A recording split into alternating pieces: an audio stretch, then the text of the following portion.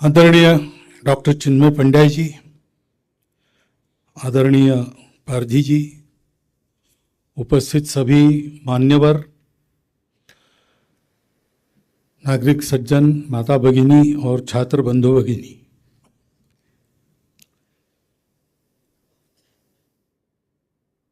वसुधैव कुटुंबकम इस विषय पर कल भी आपने डॉक्टर साहब को सुना है, नड्डा जी को सुना है। अभी भी उस विषय पर डॉक्टर साहब ने बहुत अच्छा प्रकाश डाला है। चौथे नंबर पर मैं भाषण करूं तो क्या कहूं, ये मेरे मन में विचार चल रहा है। परंतु रामायण तो एक ही है और कितने रामायण चलते हैं, और एक रामचरितमानस को लेकर कितने कथाकार कितने प्रकार की कथा करते हैं। तो इसलिए इस विषय पर मैं अपने ढंग से कुछ बातें आपके सामने रखूंगा। परंतु 4 भाषण हो गए तो कुछ पुनरावृत्ति होगी, तो उसके लिए वो मेरा दोष मान के मुझे क्षमा करना।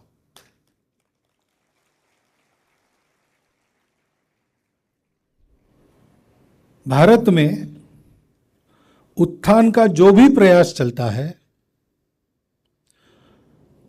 वो केवल भारत के लिए नहीं चलता, ये भारत का स्वभाव है।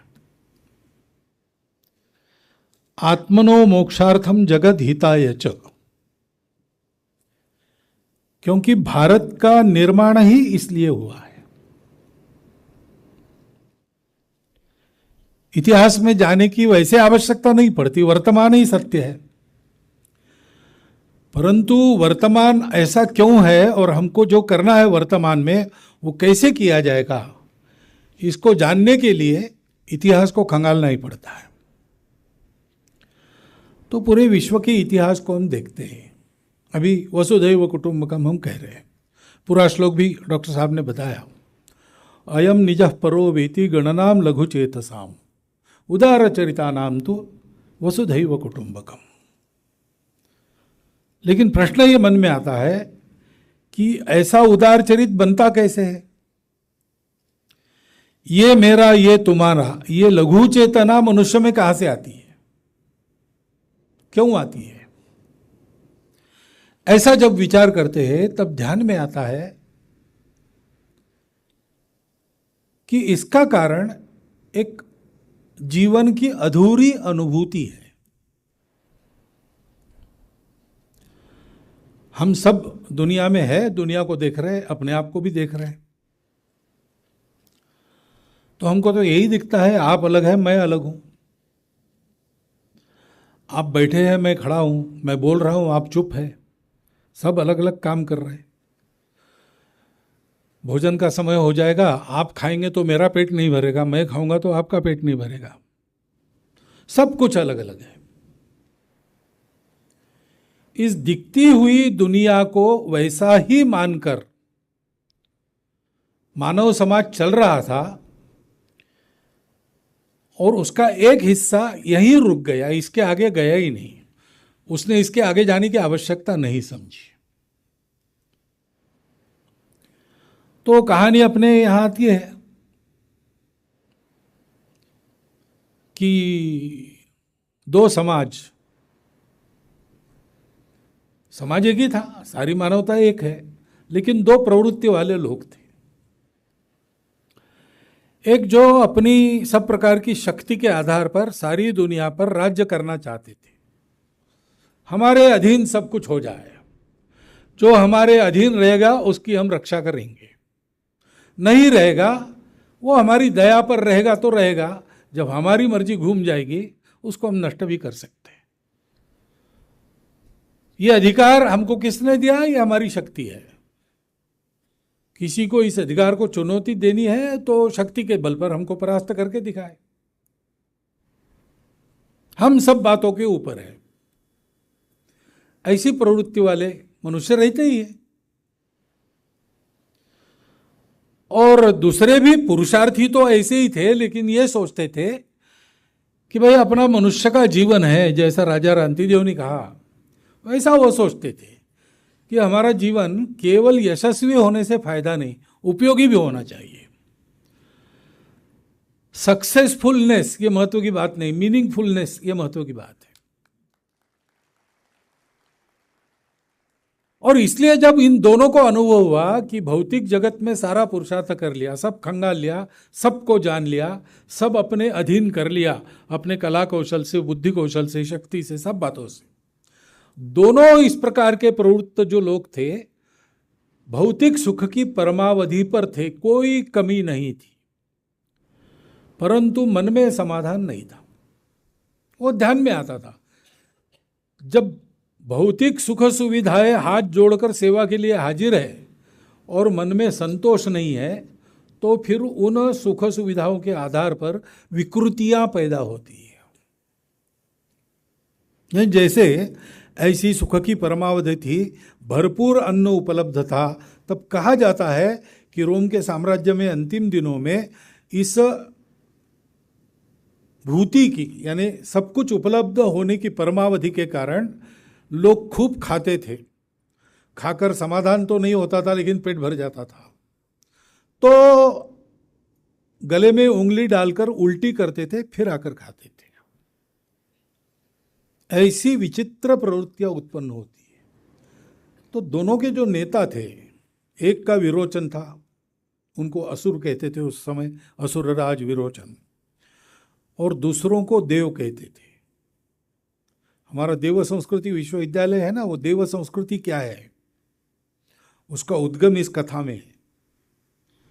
तो ये दोनों चिंतित हो गए कि ये तो ठीक नहीं है, सुख के बाद क्रम में शांति आती है, समाधान आता है, लेकिन जो उल्टा हो रहा है, विकृति आ रही। तो अपने अपने गुरु के पास गए कि क्या करें, समाधान नहीं है, शांति नहीं है। तो इंद्र को बृहस्पति जी ने बताया और विरोचन को शुक्राचार्य महाराज ने बताया कि देखो ब्रह्मा जी के पास जाओ, उनके पास आत्मविद्या है, आत्मा को जानना चाहिए, आत्मा को जानने से कुछ भी जानना शेष नहीं रहता, और आत्मा को पाने से कुछ भी पाना शेष नहीं रहता, फिर मनुष्य शांत संतुष्ट हो जाता है। तो विद्या सीख के आओ। तो दोनों वलकल पहन के हाथ में समिधा लेकर शिष्य भाव से निकले, रास्ते में कहीं मिले, साथ चले, ब्रह्मा जी के यहाँ पहुंच गए। ब्रह्मा जी ध्यान में थे, ब्रह्मा जी के लिए समिधाएं लाई थी। उस समय गुरु की अपेक्षा इससे ज़्यादा नहीं रहती थी। मेरा जो यज्ञ कार्य चल रहा है उसमें तुम समिधा लाओ या समिधा बनो। सिखाते काहे को है? सिखाते इसलिए है कि जो सिखाया उसका उत्तम उपयोग कैसे करना, ये सब मानवों को तुम्हारे द्वारा पता चले, यही गुरु दक्षिणा है, इससे ज़्यादा कुछ नहीं चाहिए। तो समिधाएं लाई थी, वो रख दी, कोने में बैठ गए ब्रह्मा जी के जागने की राह देखते हुए। ध्यान से जब बाहर आए ब्रह्मा जी, देखा दोनों वलकल पहने बैठे और समिधाएं कोने में रखी है। उन्होंने कहा अच्छा हुआ, कुछ सीखने के लिए आप लोग आए हो, समिधाएं भी लाई है, तो बताओ क्या सीखना है।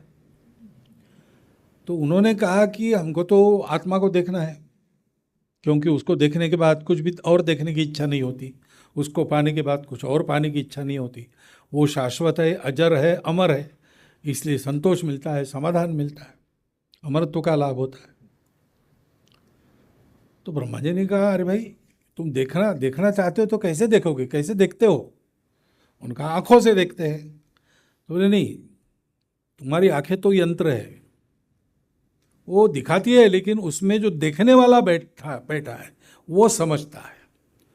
तो आंखों में देखने वाला कौन है इसका पता लगाओ। तो दोनों ने कहा ये तो बहुत आसान बात है। दोनों झट खड़े हो गए और एक दूसरे की आंखों में आंखें डालकर देखने लगे, खोजने लगे वहां कौन है। तो आंखों में आंखें डालेंगे तो अपने आप प्रतिबिंब दिखा ना, आंख तो दर्पण है। तो उन्होंने कहा हमको तो हमारा ही प्रतिबिंब दिख रहा है, क्या ये ऐसा ही है? हम दर्पण में दिखते तब भी हम इसी को देखते हैं, हम पानी में देखते तब भी हम इसी को देखते हैं, वह और यह समान है। तो ब्रह्मा जी को ध्यान में आया कि अभी मेरी बात समझने की इनकी योग्यता नहीं है, मैंने जो बताया वो उल्टा समझ गया। तो इसलिए इन्होंने कहा होगा परीक्षा करो। तो इन्होंने मान लिया कि हमको आत्मा मिल गया, यही आत्मा है, हम ही, आसमां पे है खुदा और जमी पे हाड़ मास के हम, इसी को बड़ा करो, इसी को बलवान बनाओ, इसी को प्रभु बनाओ, इसी में भलाई है। निकले, वापस आते समय वैतरणी नदी को नौका में बैठकर पार करने लगे। विरोचन बना बैठा बैठा ऊँग रहा था, इंद्र चप्पू चला रहा था, देख रहा था पानी में प्रतिबिंब है, चप्पू चलाने से नष्ट हो जाता है और आत्मा तो अमर है, शाश्वत है। तो उसने जगाया विरोचन को, अरे कुछ गड़बड़ है भैया, ये तो नष्ट होते चले जा रहा है, ये आत्मा नहीं है। ब्रह्मा जी ने झांसा दिया हमको, चलो लौटकर परीक्षा ली हमारी, कुछ और समझना पड़ेगा, वापस चलो। तो विरोचन ने कहा वापस कुछ जाना, ब्रह्मा जी क्यों हमको झांसा देंगे, जो बताया उन्होंने वही सत्य, अक्षरशः सत्य है, हम ही हैं बस, और कुछ नहीं। ये शरीर ही है, जितना आंखों से दिखता है उतना ही है, उससे आगे कुछ नहीं। विरोचन वापस नहीं गया, इंद्र वापस गया और 10 प्रकार की पहेलियां बुझाकर अंत में उसने आत्मा को प्राप्त किया। तो इंद्र हम जानते देवों के राजा है। देव संस्कृति इसलिए कहते हैं कि सत्य को हमने पा लिया, और केवल पाया नहीं, हमने अपने पूरे जीवन की रचना उस सत्य के आधार पर की। विरोचन की समझ अधूरी रही, तो अधूरे समझ के आधार पर भी भौतिकता का सुख तो प्राप्त कर ही सकते हैं। रोज की रोटी कमाने के लिए आत्मा की आवश्यकता नहीं है। मनुष्य प्रकृतिगत प्रेरणा से वैसा करता है। मनुष्य क्यों, पशु भी करते हैं। आहार निद्रा भय मैथुनम च सामान्य में तत् पशुभिर नराणाम। ये तो मनुष्य की दुर्बलता है कि उसको ये सीखने के लिए स्कूल कॉलेजों में जाना पड़ता है। कुत्ता बिल्ली कहीं कॉलेजेस में नहीं जाते अपना पेट कैसा भरना है सीखने के लिए, प्रजा कैसे बढ़ाना है सीखने के लिए। उनका जीवन तो ऐसे चलता है, प्राकृतिक जो प्रेरणाएं हैं उसके आधार पर वो भौतिक जीवन को जी लेते हैं। तो इस प्रकार जीने वाले भी हैं और वो रहे। और सामान्यतः महाभारत के काल के समय से उनका विश्व पर प्रभाव होने लगा। तो हम सुनते हैं कि यवनों का सेनापति काल यवन जरासंध का मित्र था और वो भारत में था, यानी उनकी कॉलोनियां भारत में थी। तो उस समय से वो फैलने लगे, धीरे धीरे उनका ही प्रभाव हो गया। पिछले 2000 वर्षों से उनके उस सोच के प्रभाव में दुनिया का सारा जीवन के तंत्र सब चल रहे हैं।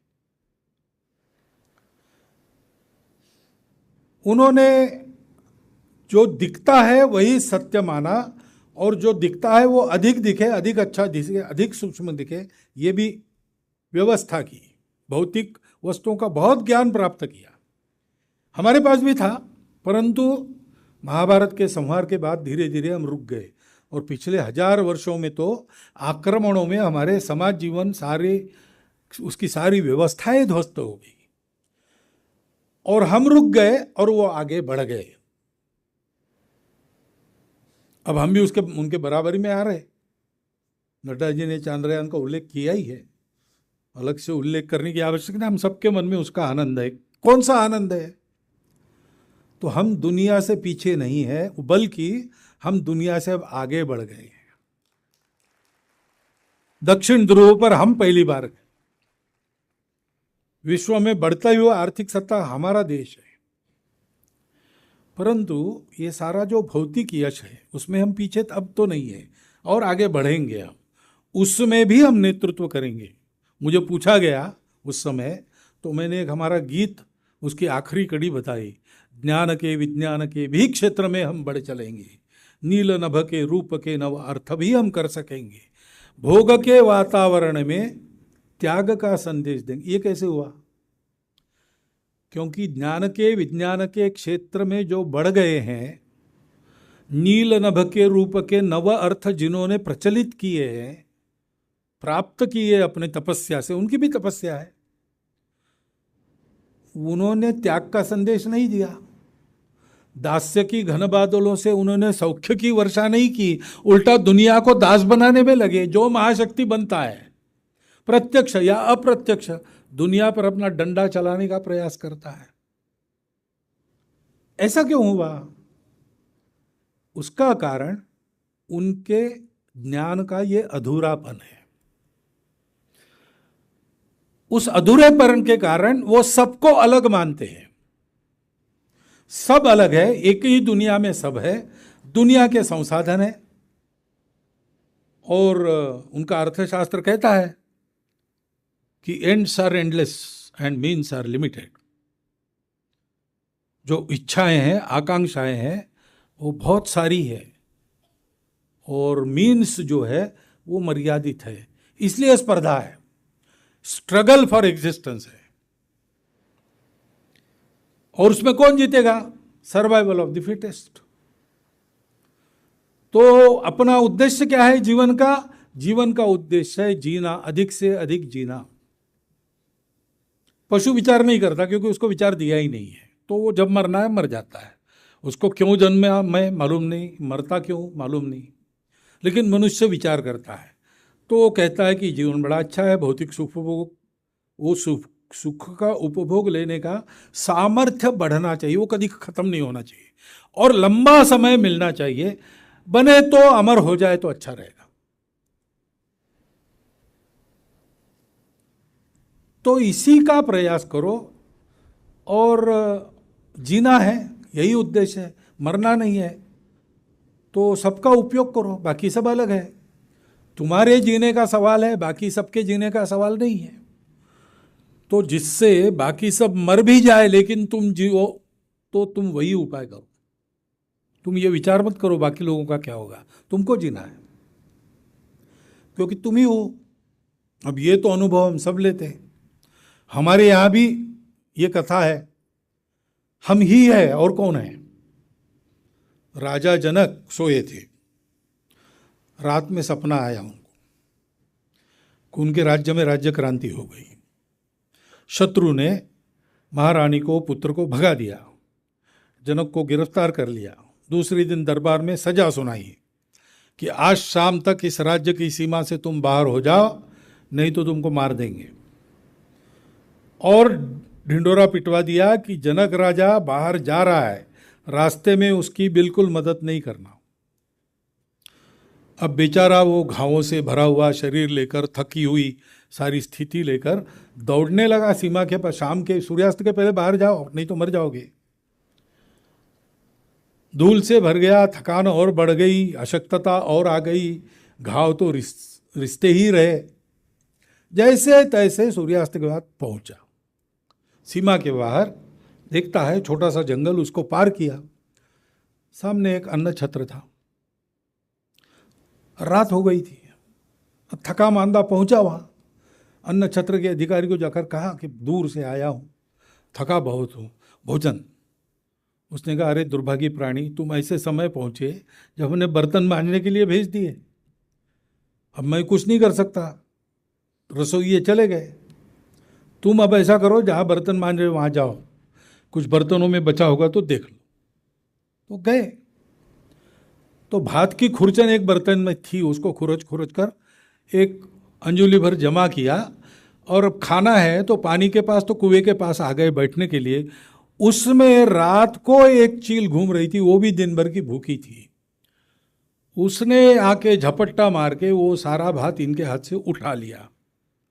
अब ये क्या करेंगे? निराशा से, दुख से, वेदना से जोर से चिल्लाए और जग गए। जग गए तो देखते क्या है, गद्दे, तकिया, मसनद सब लगा है, आराम से सो रहे, पंखा जलने वाली दास दासियां हैं, शीतल जल रखा है, सारी सुविधा है। वो दौड़ के आए, सब पूछने के महाराज क्या हुआ, क्यों चिल्लाए? तो जनक तत्वज्ञ था, तुरंत विचार में मग्न हो गया कि अभी मैं दुख का अनुभव कर रहा था, वेदना हो रही थी, घाव हुए थे, खून रिस रहा था, थक गया था, भोजन हाथ का चला गया, इसका दुख था, वेदना थी मन में, बिल्कुल सत्य था, मैंने अनुभव कर रहा था। मैं, क्या वो सत्य था? और अब मैं देख रहा हूं, क्या ये सत्य है? तो पूछने वाले नौकरों को उसने पूछा, वो सच था कि ये सच है? अब वो कुछ समझे नहीं बेचारे। नहीं महाराज क्या हुआ बताइए। नहीं नहीं बताओ, वो सत्य था कि ये सत्य है? वो घबरा गए। उन्होंने जाके महारानी को बुला के लाया। महारानी ने पूछा, महाराज क्या हुआ? लो, वो सच था कि ये सच है? फिर एक एक बारी बारी आने लगे राजा को ठीक करने, और राजा उनको यही प्रश्न करे। तो उसी समय वो बंदी के विवाद का प्रकरण हो गया था। अष्टावक्र जी जीत गए थे। जाने के पहले कुछ दिन रुके थे, तो वो थे, उनको बुला के लाया किसी ने, सबसे विद्वान शास्त्रार्थ जीते हुए, कि राजा को अचानक क्या होगा, पागल हो गए, क्या है?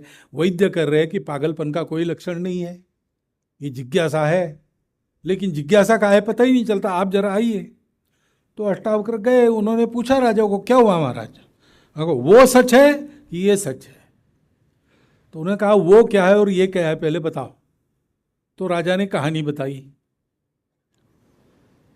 तो अष्टावक्र ने कहा कि देखो, अभी तुम यहाँ हो, ये दास दासी चिंतित है तुम्हारे स्वास्थ्य के लिए, सब प्रकार की सेवा प्रस्तुत करने के लिए तैयार है, किसी बात की तुमको कमी नहीं, दुख का कोई लवलेश मन में रखने का कारण नहीं। ये तब था क्या? उसने कहा नहीं था। तो बोले ये असत्य है, आज है तब नहीं है, तो वो शाश्वत नहीं है, नहीं सत्य नहीं है। सत्य तो शाश्वत होना चाहिए। अब ये बताओ, वो स्वप्न में तुम ये सब भोग रहे थे और चिल्ला रहे थे, दुख था मन में, उबल रहा था, उस समय वो अभी है क्या? तो बोले नहीं है। तो बोले वो भी गलत है। ये सच है कि वो सच है? वो भी सच नहीं, ये भी सच नहीं। लेकिन ये बताओ कि उस सपने में तुम थे कि नहीं? अनुभव लेने वाले कौन थे? हाँ, मैं था। हाँ, तो बोले तुम हो, और आज अभी तो मैं हूं। तो बोले फिर तुम सत्य हो केवल, बाकी कुछ नहीं। तो हमारे यहां भी ये मानते ही है, परंतु मनुष्य सत्य है यानी क्या क्या सत्य है? शरीर सत्य है क्या? मन सत्य है क्या? शरीर को रसगुल्ला खाना है, 60 खाए, अब रसगुल्ला तो वही है, लेकिन खाए तो मिचली करती है। अब क्या हो गया? वो शरीर की आशा, वो स्ट्रेटजी कि अब मन जो कह रहा है, उब गया है, उल्टी करना चाहता है, वो सत्य है। किसी ने कहा और 20 खाओगे तो खिलाऊंगा, लेकिन एक खाओगे तो एक जूता लगाऊंगा सबके सामने, तैयार हो तो देता हूं। मन कहता नहीं नहीं, ये नहीं चाहिए। अरे तुम्हारी भूख सत्य है कि तुम्हारा अपमान सत्य है?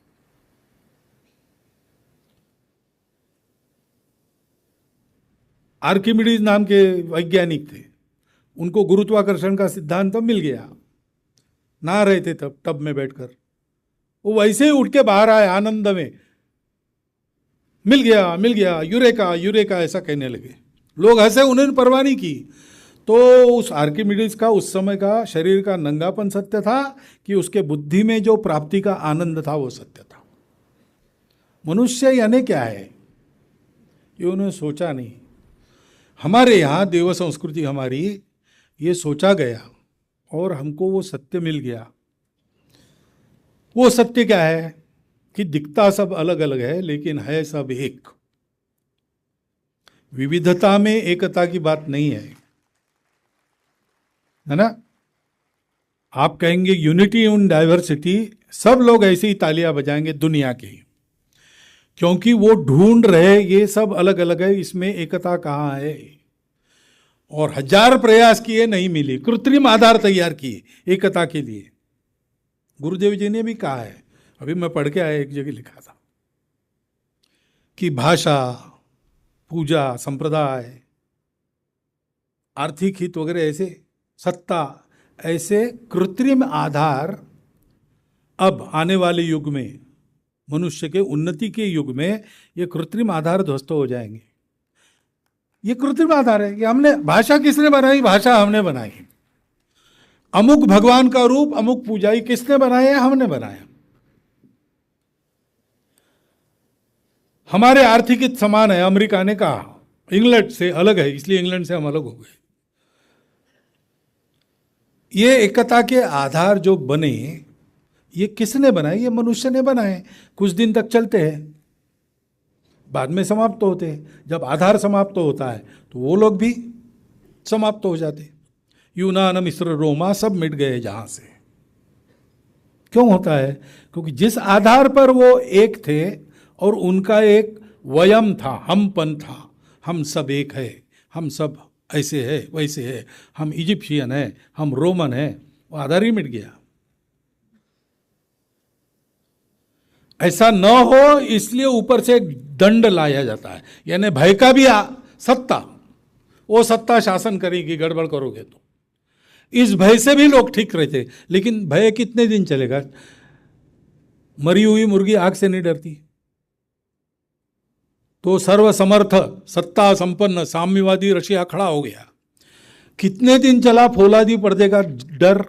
70 साल चला। उसके बाद क्या हुआ? जितना फटाक से खड़ा हुआ था उतना ही धड़ाम से गिर गया, टुकड़े हो गए।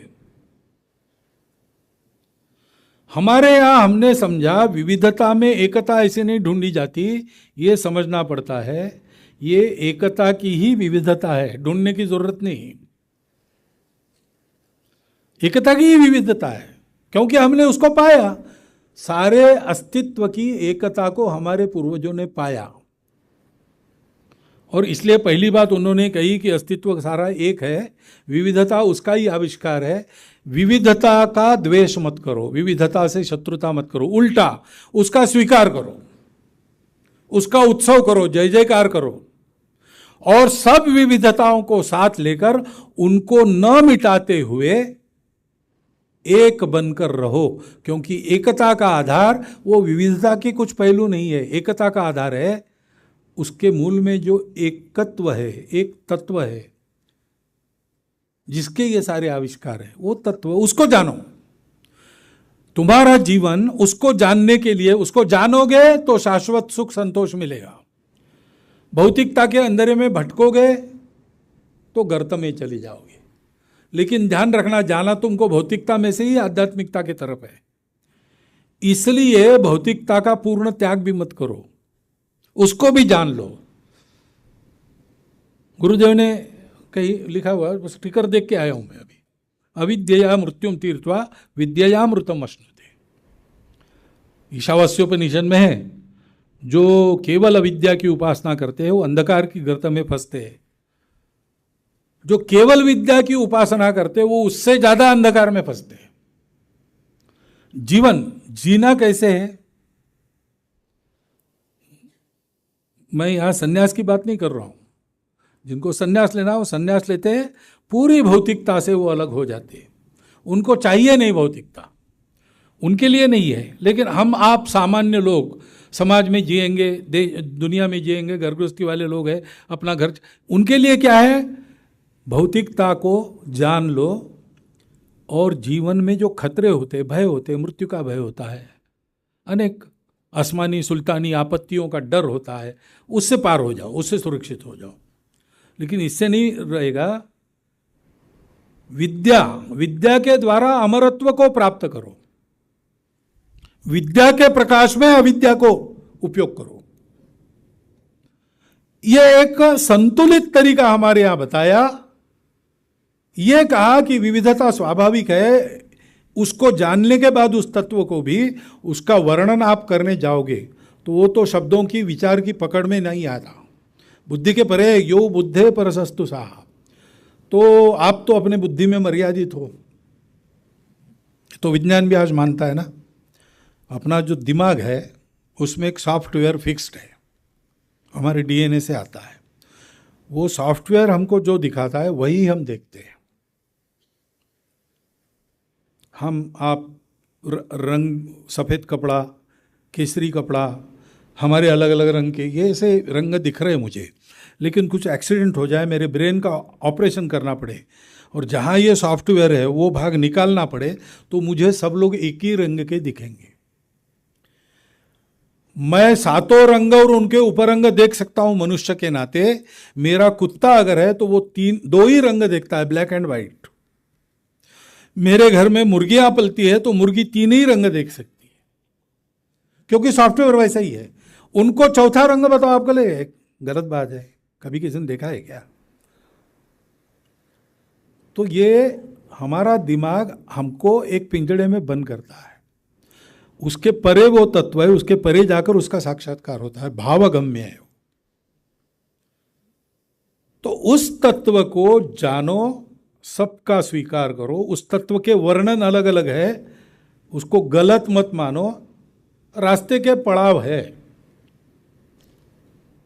पहाड़ चढ़ रहे चारों ओर से लोग, एक आदमी शिखर पर पहुंच गया। जो चढ़ रहे थे वो आपस में बात कर रहे थे, ये अपना रास्ता अच्छा है भाई, वो तो गलत चढ़ रहे, उधर से चढ़ रहे, हम इधर से पूरब की ओर जा रहे हैं, वो उधर से पश्चिम की ओर आ रहे। कैसे पूरब के ओर जाने से मिलेगा ना शिखर, पश्चिम की ओर जाने से कैसे मिलेगा? कोई बोलते हैं, कोई बोलते नहीं है, कोई बोलने के बाद उनको कहते सुधरो बदलो, कोई जबरदस्ती उनका रास्ता बदलने का करते हैं, कोई जो नहीं बदलते उनको वहीं मारपीट करके भगा देते हैं। इतना डिग्री का फर्क है। लेकिन जो ऊपर पहुंचा वो देख रहा है ऊपर से कि सब लोग अनेक दिशाओं से चढ़ रहे हैं, वो यहीं पर आने वाले हैं। हम उस शिखर पर पहुंचे, इसलिए हमने बताया कि जाके रही भावना जैसी, प्रभु मुहूर्त तिन देखी तैसी, एकम सद विप्राह बहुधा वदन। और फिर हमने सोचा कि ये आत्मा ही परमात्मा ही, ये सत्य सर्वत्र है और वही है, बाकी तो आविष्कार है, वो बदलते रहते, वो शाश्वत नहीं है। ये तत्व शाश्वत है, वही सत्यता है, वही रियलिटी है। इसका मतलब है कि दुनिया में जितनी विविधता देखते हैं हम, उसके साथ हमारा आत्मीय संबंध है। तो अगर हमारे घर में कोई अच्छा पदार्थ बना, तो आज भी पड़ोसियों से हमारे अच्छे संबंध है, तो हम एक कटोरी में थोड़ा उनके यहाँ भेज देते हैं। We share it, we share it. अयम निज परो वेति, ऐसा विचार वहां नहीं करते, क्योंकि अब ये लघु चेतना नहीं रही। ये तो एक विशाल तत्व के आविष्कार में अपने अहंकार को भुलाकर, यह विश्व ही मेरा घर है, यह सब चराचर मैं ही हूं, ये तत्व मिलने से वो पूर्ण हो जाता है ज्ञान मनुष्य का। ये तत्व में न मिलने से वो ज्ञान अधूरा रह जाता है। ये तत्व हमको मिला और हमारे पूर्वजों ने सोचा कि अगर ऐसा है तो ये महत्वपूर्ण ज्ञान है, सब प्रकार का सुख देने वाला है, व्यावहारिक सुख भी देने वाला है, भौतिक सुख में भी चलने की राह आसान बनाने वाला है। सारी दुनिया को इसको देना चाहिए, और देना चाहिए तो इक्के दुक्के का तो काम है नहीं, इसके लिए एक पूरा समाज खड़ा करना पड़ेगा। इंद्र ने उस सत्य को पाया, इंद्र देवों के राजा थे, उनके द्वारा निसृत, यानी उनके अनुभवों के द्वारा अनेक प्रयोगों से बनी यह संस्कृति, वही हमारी प्राचीन सनातन संस्कृति, वही देव संस्कृति है जिसको आज हिंदू संस्कृति कहते हैं। उसमें हर बात में इसी बात का विचार है। उस संस्कृति में अगर छोटा बच्चा भी सूर्यास्त के बाद पेड़ को हाथ लगाता है तो घर का बड़ा उसको कहता है अरे पेड़ सो रहा है। पेड़ सोता है, पेड़ जगता भी है, पेड़ को अच्छा लगता है, खराब लगता है, ये दुनिया को, इतने प्रगत दुनिया को किसने बताया? उस समय जो पददलित, गुलाम और दकियानुसी माना जाने वाला देश था भारत, उसके एक शास्त्रज्ञ थे जगदीश चंद्र बसु, उन्होंने दुनिया को बताया।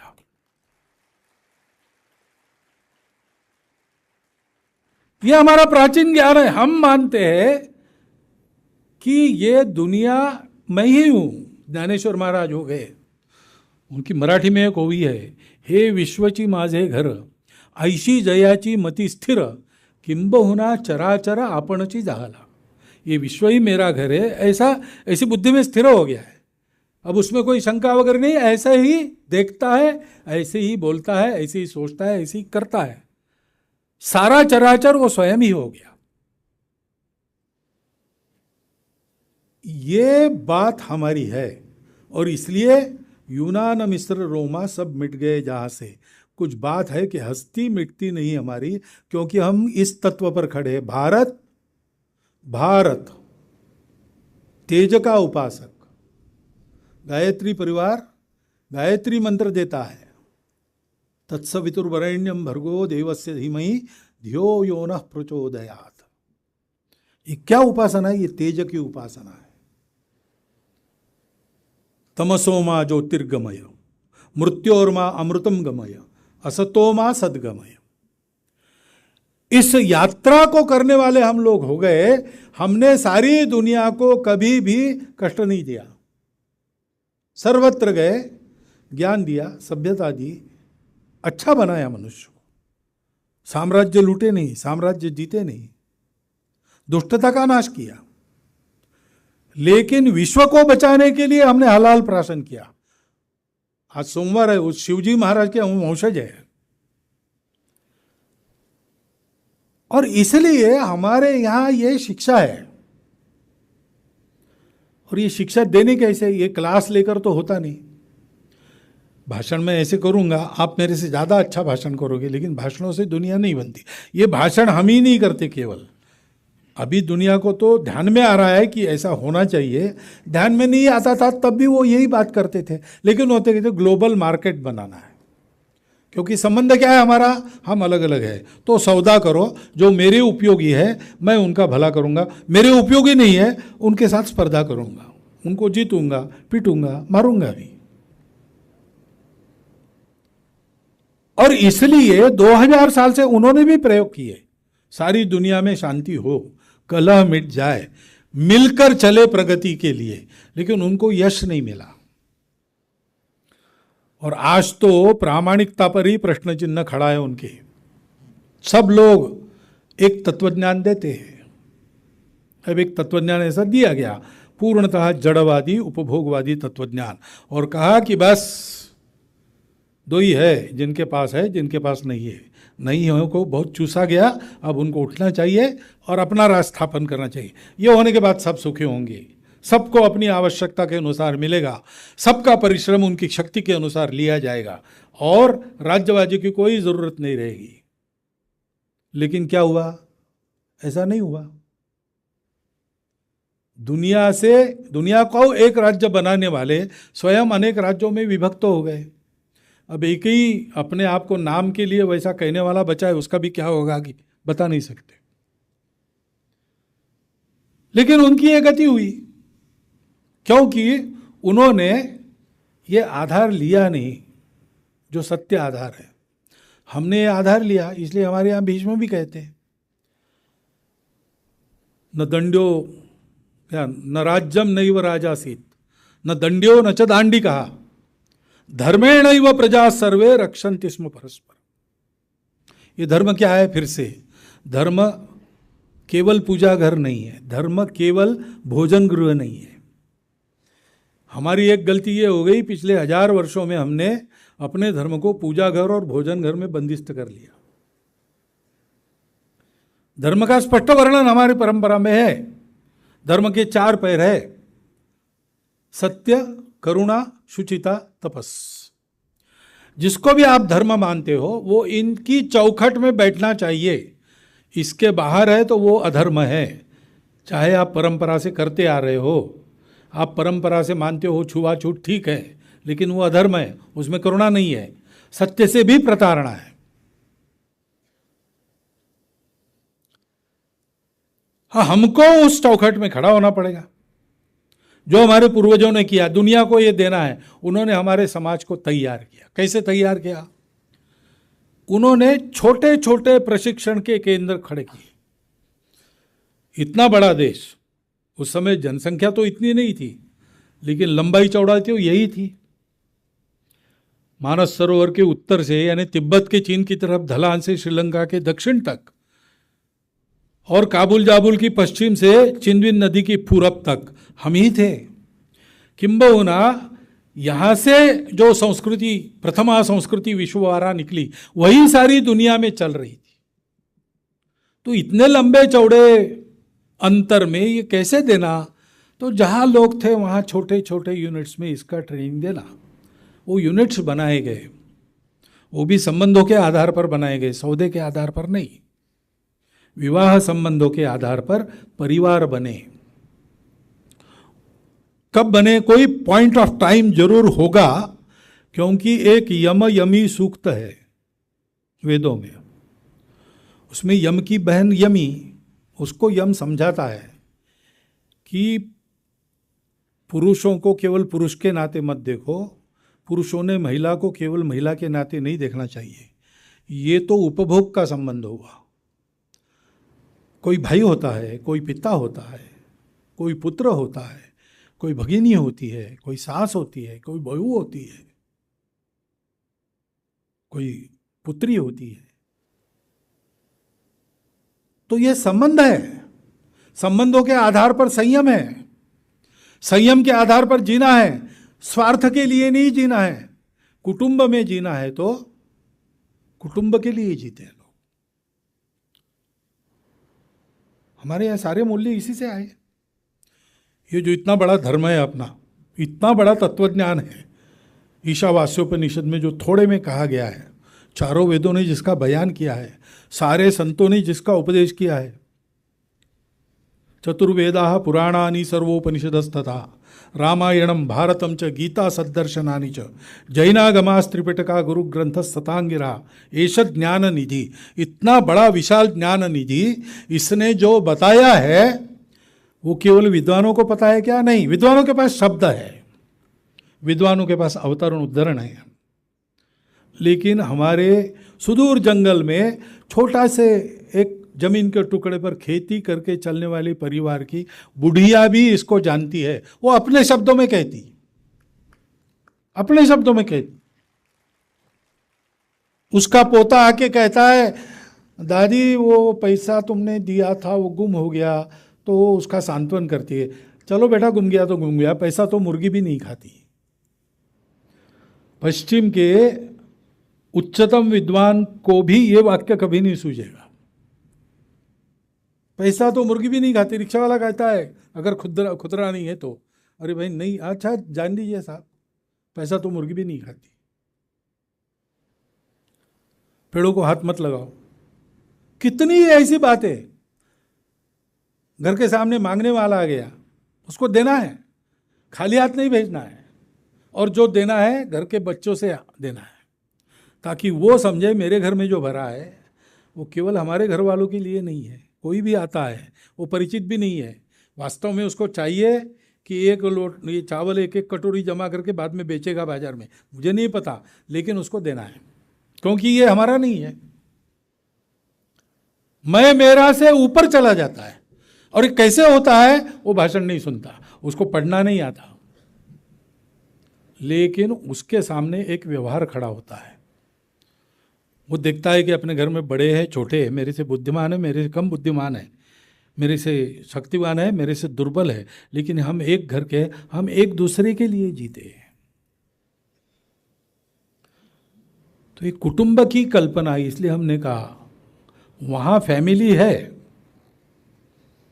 वन फैमिली वगैरह कहते, लेकिन फैमिली का कंसेप्ट 300 साल से वहाँ ध्वस्त होते चला रहा है। आज तो पूरा ध्वस्त हो गया, क्योंकि वही जो प्रचंड भौतिकवादी रचना है, अभी उसका प्रभाव वहाँ से हटा नहीं है।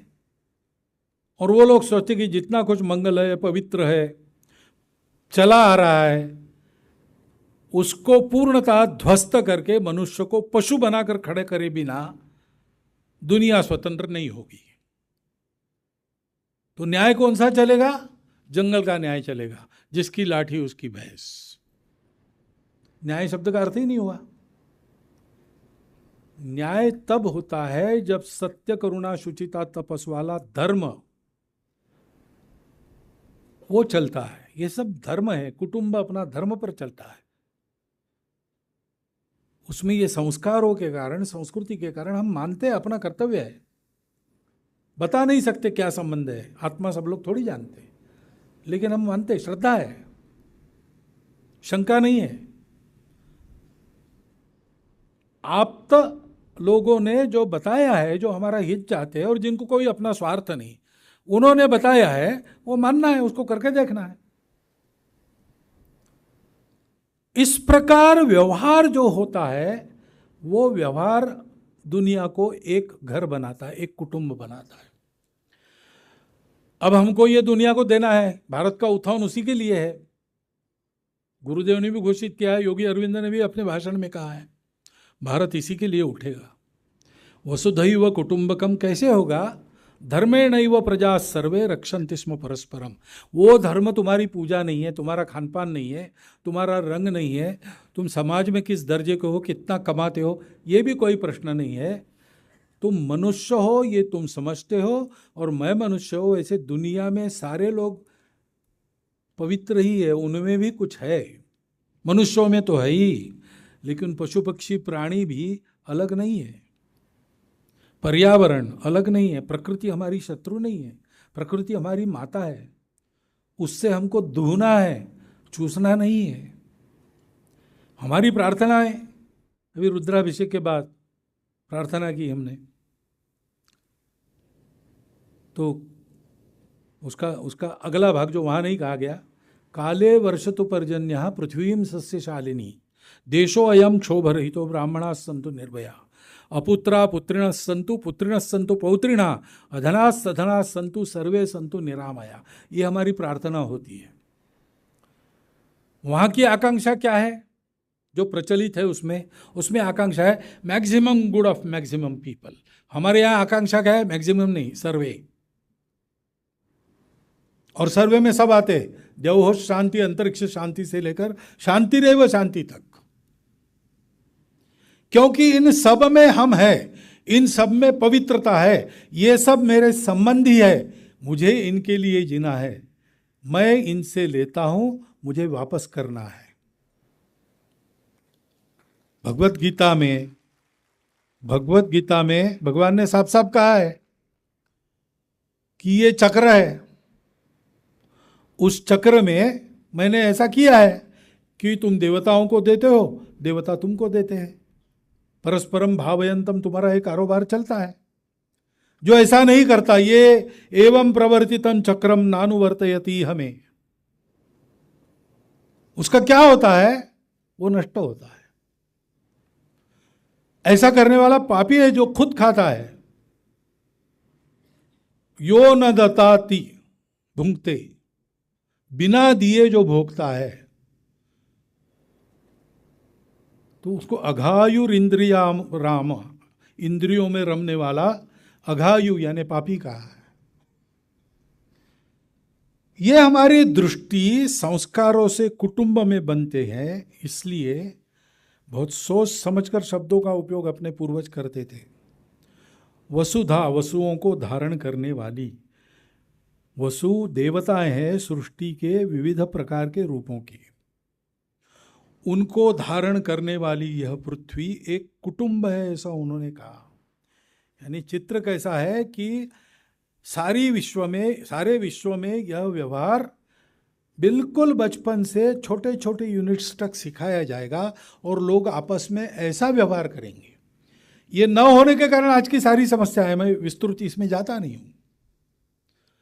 ये हमको करना है तो करने से पहले हमको करना पड़ेगा। हम सौभाग्यशाली है, गायत्री परिवार के संपर्क में आए, मैं संघ में जाता हूँ, ये सारे अपने जो अनेक प्रकार के संप्रदाय संगठन अपने देश में हैं और संस्थाएं भी है, अनेक व्यक्ति भी है, वो इन बातों को जानते हैं, इसलिए उनके संगति से कुछ न कुछ अपना जीवन भी वैसा हो जाता है। लेकिन 142 करोड़ लोग ऐसे होने चाहिए, सारी दुनिया को अगर सिखाना है।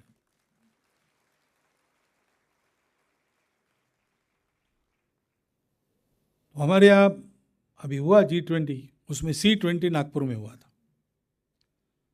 तो नागपुर में अमृतानंदमयी माता जी अध्यक्षता कर रही थी, कैलाश सत्यार्थी जी आए थे।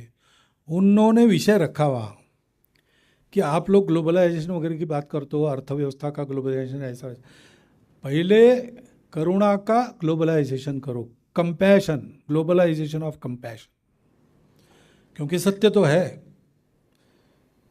एक ही तत्व है, वो कहीं जाता वाता नहीं, बाकी तो चलता है। मरते मिटते हैं फिर से उपजते हैं, मरते मिटते हैं फिर से उपजते हैं, इसलिए उसका शोक मत करो। लेकिन ये तो पत्थर दिल की बात हो गई ना। ठीक है, मेरा मैं नहीं करूंगा, लेकिन दूसरे को किसी को हो रहा है तो मैं दुख निवारण का प्रयास करूंगा कि नहीं। इसलिए राजा रंतिदेव ने कहा कि मुझे वो मोक्षोक्ष नहीं चाहिए, इसकी व्यवस्था चाहिए, वो मैं करूंगा। तथागत ने कहा कि बहुत पचड़े में मत पड़ो तत्व ज्ञान के, तुम कैसे दुख मुक्त होंगे इसका विचार करो, वो साधना करो और अन्य लोगों के दुख दूर करो। तो ये हमने लिया है, उसके अनुसार हमको करना पड़ेगा, हमको पहले तैयार होना पड़ेगा और इस दुख निवारण के तरफ जाना पड़ेगा। उसका आधार करुणा है। करुणा यानी अपनापन है, नहीं तो करुणा रहती ही नहीं। प्रेम है, करुणा है, ये सारे एक ही गुण संपदा के अनेक पहलू हैं। उसके आधार पर हमको अपने समाज को पहले तैयार करना पड़ेगा, तो हमारे बोलने के पीछे एक जीवन खड़ा हो जाएगा। उस जीवन को देख के लोग बदलेंगे। एतद्देश प्रसूतस्य सकाशादग्र जन्मना स्वम स्वम चरित्रम शिक्षेरन पृथिव्याम सर्वमानव। भाषण से नहीं होगा, सम्मेलन कर लिए उससे नहीं होगा, चार काम इधर उधर कार्यक्रम कर लिए उससे नहीं होगा। तो हम सबको मिलके 142 करोड़ के देश को इस जीवन में खड़ा करना पड़ेगा, तब वो तो विश्वगुरु कहलाएगा ही, लेकिन ये दुनिया भी एक नई सुखी सुंदर दुनिया बनेगी उसके संपर्क से। ऐसा ही भारत खड़ा होने के लिए उसका उत्थान हो रहा है। भारत का उत्थान भारत के अपने लिए नहीं है, विश्व के कल्याण के लिए भारत उठा है। ये जो सबको संतुलन देने वाला, सबका एक साथ हित साधने वाला, शरीर मन बुद्धि आत्मा सबकी उन्नति एक साथ कराने वाला, सबको जोड़कर भी सबकी पहचाने न मिटाने वाला जो धर्म है, धर्म तत्व है। ये धर्म वो धर्म ऐसा कहते लोग, लेकिन वो एक भ्रम है। एक ही धर्म है, जिन नियमों के आधार पर चलता है, बिखरता नहीं, टूटता नहीं, ऊपर उठता है, वो धर्म है। स्वभाव को भी धर्म कहते, कर्तव्यों को भी धर्म कहते, जिसके आधार पर धारणा होती है वो धर्म है। वो धर्म दुनिया को देने वाला भारत, ये हमको खड़ा करना है। वसुधैव कुटुंबकम, इस एक महावाक्य में इतने सारे अर्थ है, उनको हम समझे और अपने अपने कृति में हम स्वयं प्रवण होकर संपूर्ण समाज को इस उद्यम को लगाइए, क्योंकि भारत के अमर जीवित्व का यही प्रयोजन है। धन्यवाद।